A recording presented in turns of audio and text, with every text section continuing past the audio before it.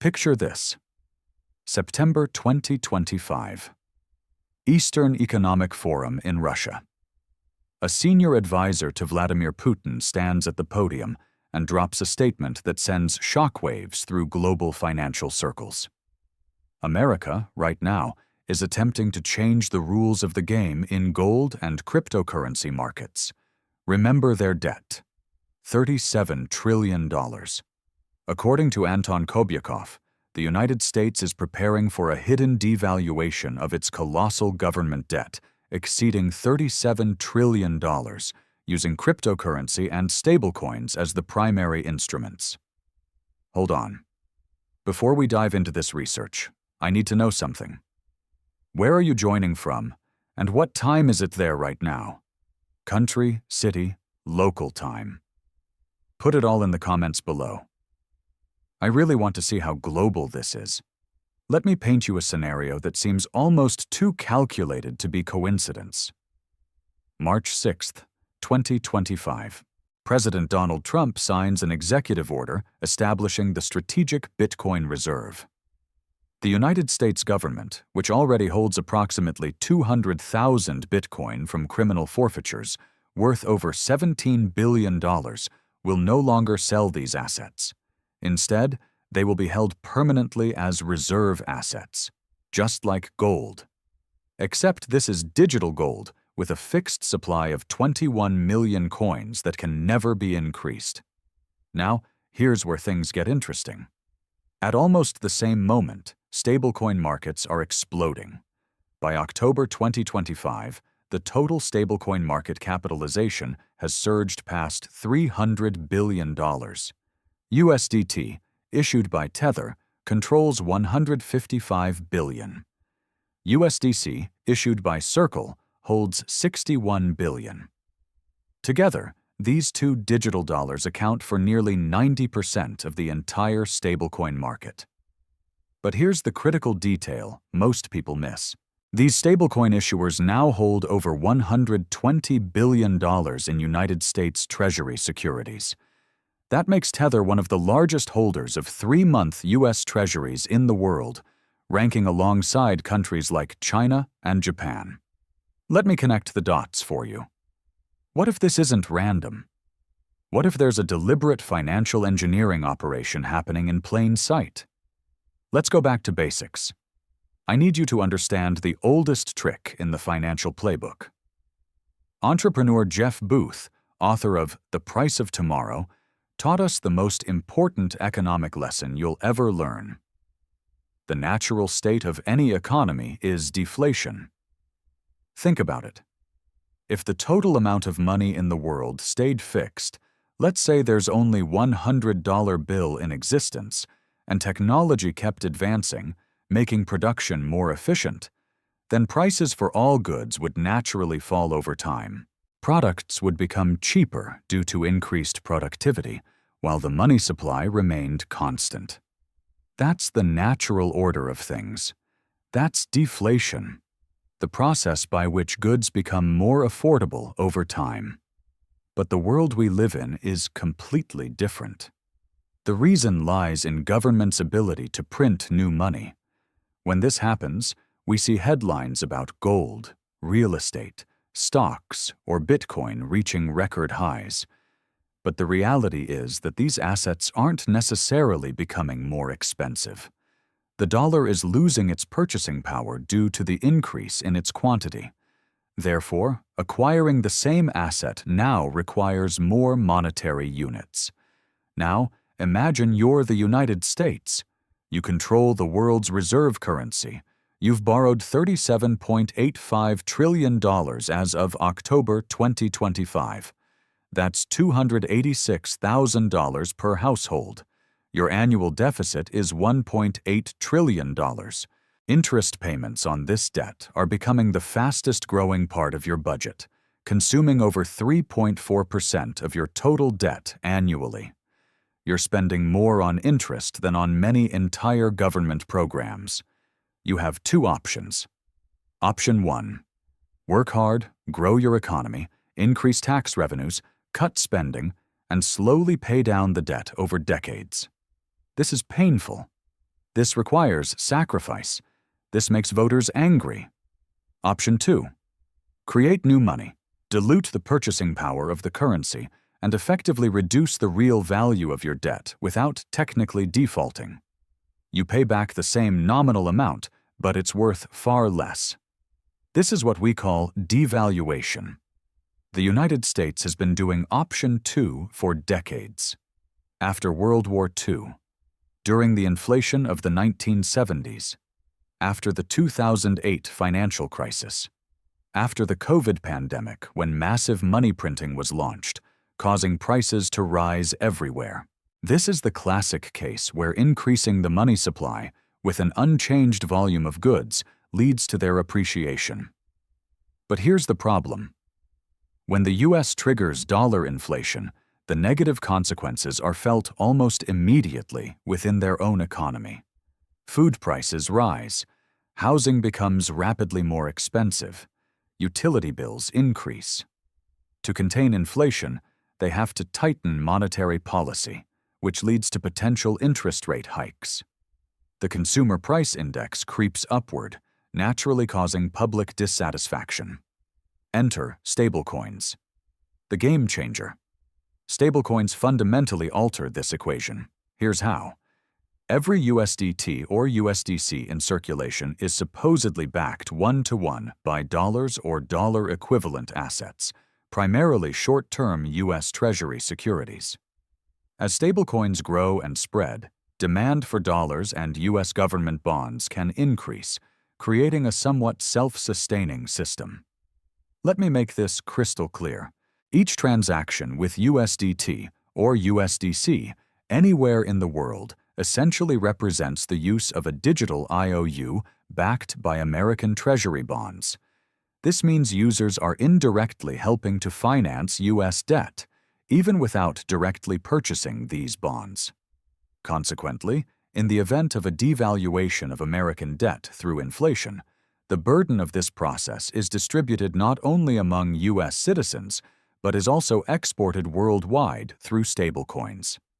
In Q3 of 2025 alone, stablecoin transfer volumes exceeded $15.6 trillion. That's more than Visa and Mastercard combined. Think about that number. $15.6 trillion moving through a system backed by U.S. Treasury bonds, spreading American debt obligations across the entire planet, one transaction at a time.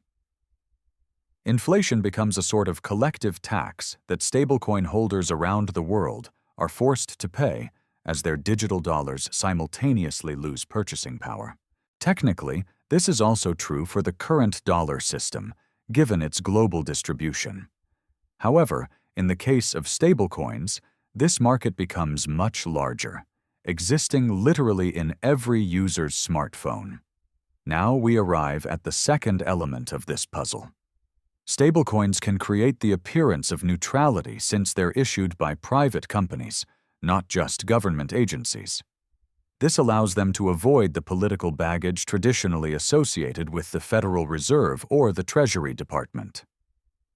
Under the Genius Act, passed in July 2025, the right to issue regulated dollar-backed stablecoins belongs only to approved issuers, banks, trust companies, and non-bank financial institutions that have received a special license.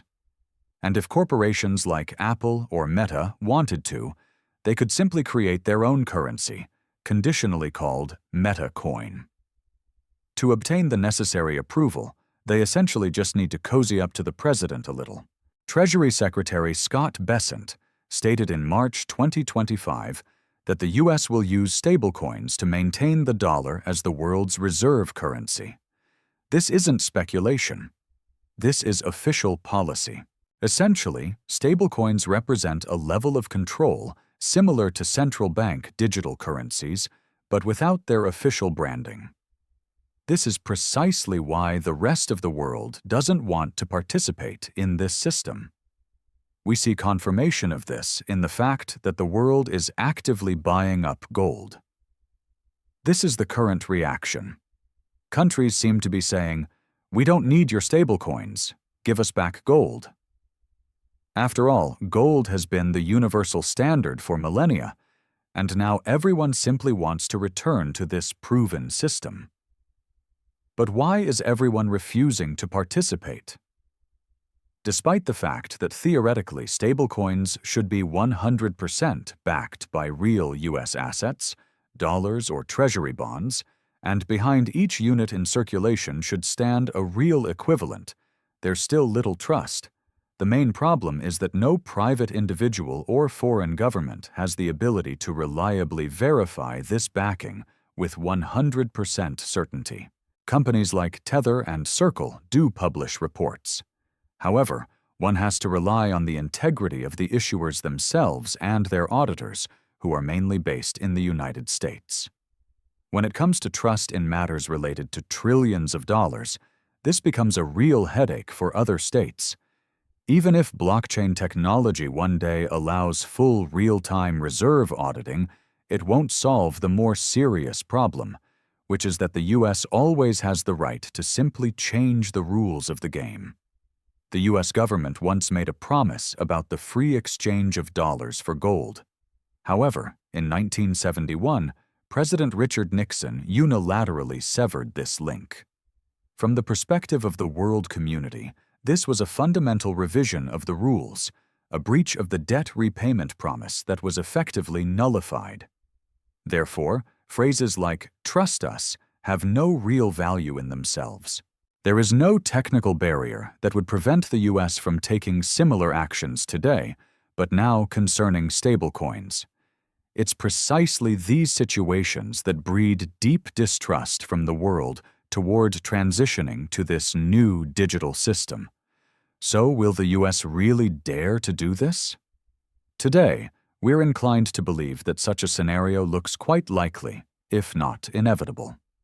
Moreover, the US may already be experimenting with this concept, just not in the form they talk about publicly. Here's where the story gets fascinating. Remember Michael Saylor, the billionaire founder and executive chairman of Strategy, formerly known as MicroStrategy. In early 2020, Saylor began aggressively promoting to Trump the idea that America must have a strategic reserve in Bitcoin. According to Saylor's plan, selling all of America's gold reserves and buying Bitcoin with these funds would lead to a collapse in gold prices. This would damage competitor countries like China and Russia, while simultaneously causing a significant rise in Bitcoin's price and increasing American balance sheet capitalization. Saylor argued, "Get rid of your gold, sell all of America's gold and buy Bitcoin. In this case, trade will become free since the proceeds from gold can buy 5 million Bitcoin. You'll demonetize the entire asset class associated with gold, while our geopolitical opponents will continue to accumulate it in their banks. As a result, their assets will depreciate, and ours will grow to $100 trillion. Now, here's what actually happened. Under the Trump administration, the very idea of a government Bitcoin reserve remained at the discussion level without real implementation. The US stated they wouldn't use taxpayer dollars to buy cryptocurrency. And as far as is known from open sources, no such purchases were made. It's unlikely this will happen as Saylor suggested. However, here's the important nuance. Even if the government isn't buying Bitcoin openly, there are other non-public mechanisms that may be engaged behind the scenes. Consider Strategy. Essentially, this corporation has become a public Bitcoin market operator under Michael Saylor's leadership. It continuously purchases cryptocurrency, and as of October 2025, has accumulated 640,250 Bitcoin. That's nearly 2.5% of the total supply. The company has spent $47 billion acquiring these coins, and at current prices above $100,000 per Bitcoin, this stack is worth approximately $70 billion. Here's the question. What if, instead of the government directly acquiring Bitcoin with the risk of causing widespread panic, it's strategically better to let a large corporation do it first? This approach won't be associated with central bank actions and may go practically unnoticed. Subsequently, if Bitcoin truly becomes a strategic asset, the US government could acquire a stake in Strategy, just as it acquired 10% of Intel shares and other companies. This precedent already exists in historical practice. Think about it. Why would the US openly risk provoking a gold market collapse through direct trillion-dollar Bitcoin purchases or forced stablecoin issuance? And does it make sense to sell off gold reserves while they remain assets? A much more rational and pragmatic approach would be transferring the initial initiative to private companies. By allowing corporations to conduct necessary experiments and work through mechanisms, the US government will have the opportunity to integrate already proven solutions at the right moment. This is exactly how the US traditionally operates. First, innovations emerge in the private sphere, and as soon as they reach a critical level of significance, their adaptation occurs at the state level. Thus, the process is implemented more organically, gradually, and maintains the potential for denial until the moment of official recognition. The main idea here is the existence of multiple potential scenarios for implementing this strategy, and the likelihood of their realization is quite high. This is exactly the step that looks most logical for the US in the long term if they intend to systematically approach solving the government debt problem. But let's try to look even deeper. What could happen if the US really implements this strategy and the world finally finds itself in the crypto cloud? First, and perhaps the most obvious consequence, is a sharp redistribution of power centers. Today's financial system is based on the dollar, and this benefits America, but it still preserves islands of alternatives: gold, the yuan, commodity markets, national reserves.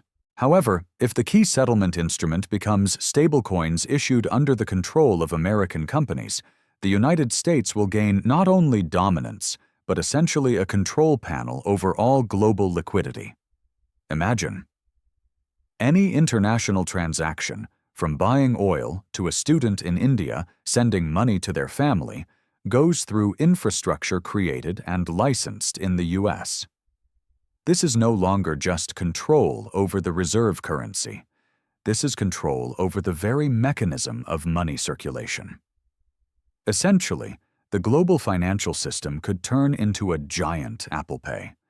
But behind the scenes of such a scenario lies another factor: digital identity. To use these stablecoins, verification similar to Know Your Customer will be required, which automatically pulls in a data array about each user. And here we enter a new dimension. The US will be able not only to devalue debt, but also to form a global surveillance system. It may seem like an exaggeration. However, it's enough to recall the history of the SWIFT system, which the US has already used as a pressure tool, disconnecting entire countries from it. Now imagine that instead of interbank transfers, we're talking about all digital transactions, from salaries to buying a cup of coffee. Disconnection from such a system would become not even a sanction, but an actual financial exile from the civilized world. This is precisely why many states are striving to stay ahead of events, creating their own digital currency projects from central banks. China's digital yuan is a prime example. Beijing understands that if they don't offer an alternative today, tomorrow all their exports will depend on American stablecoins, and then they won't be dictating the rules, they'll have to accept them. Even Russia has joined this race and is actively testing the digital ruble. The question arises: does the world have a chance to build a third road? Something between US control and individual countries' attempts to launch their own closed systems? Here's where Bitcoin enters the arena. Bitcoin fundamentally differs from stablecoins because it doesn't depend on any state and isn't backed by anyone's debt obligations. Its value is formed exclusively by a decentralized network. This is precisely why many experts believe that in the long term, Bitcoin can become that very digital gold to which people will turn during periods of instability. Yes, today Bitcoin is too volatile to become a global settlement currency. But if you think strategically, that's not its mission. Its task is to be a universal store of value to which inflation or manipulation cannot be applied, and in this sense, it can become the foundation for a new global financial balance.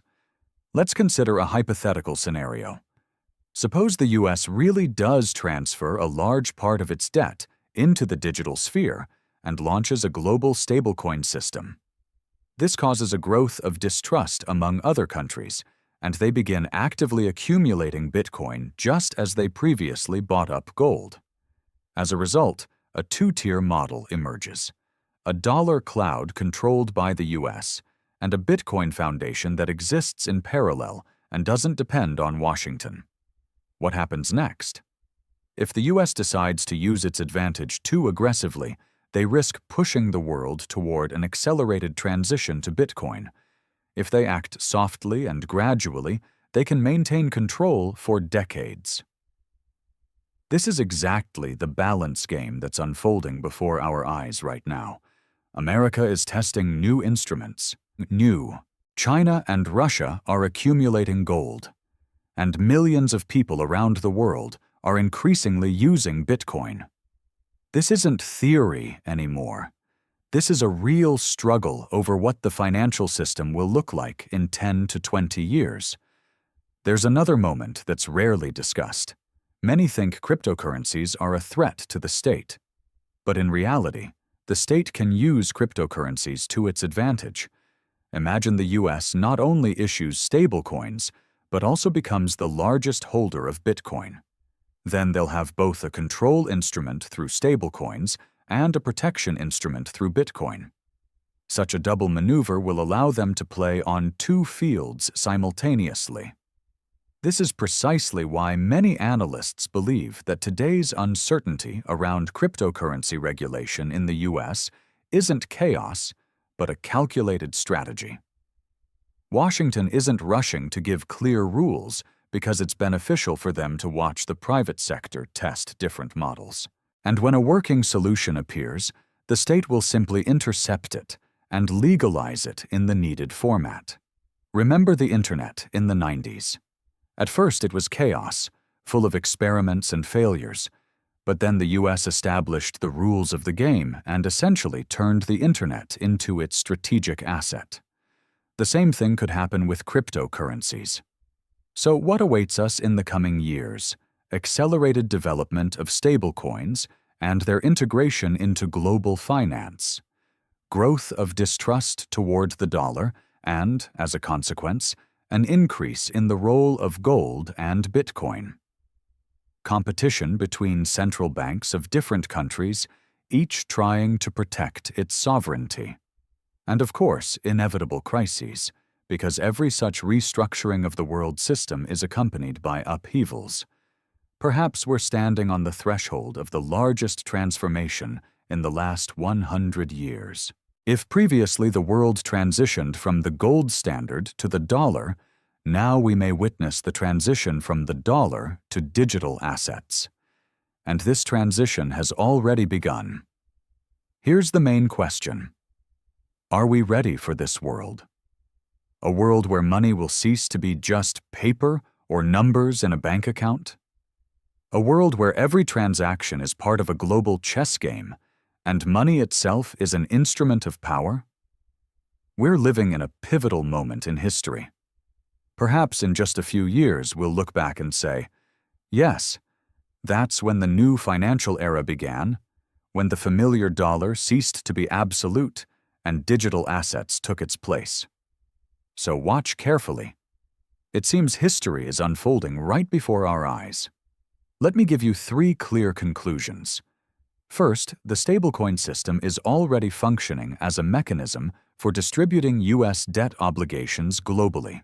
With over $300 billion in stablecoins backed by $120 billion in US Treasuries and transfer volumes exceeding $15 trillion per quarter, this isn't an experiment anymore. It's infrastructure. Second, The U.S. government's Strategic Bitcoin Reserve, established in March 2025 with 200,000 Bitcoin, combined with Strategy's 640,000 Bitcoin holdings, represents approximately 4% of Bitcoin's total supply under entities aligned with U.S. interests. This isn't accumulation. This is positioning. Third, the world's response, massive gold purchases by central banks, digital yuan development, digital ruble testing, reveals that other nations recognize this game and are preparing alternatives. Here's your warning.